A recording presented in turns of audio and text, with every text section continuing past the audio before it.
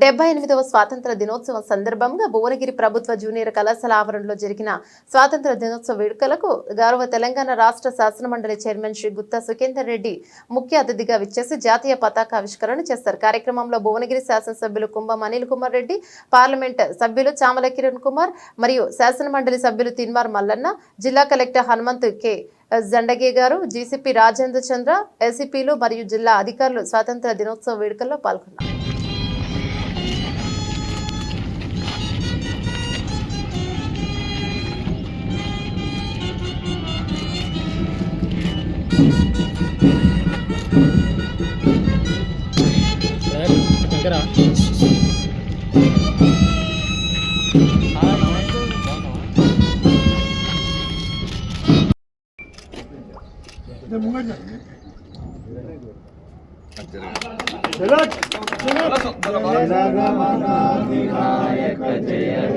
भारत भाग्य विधाता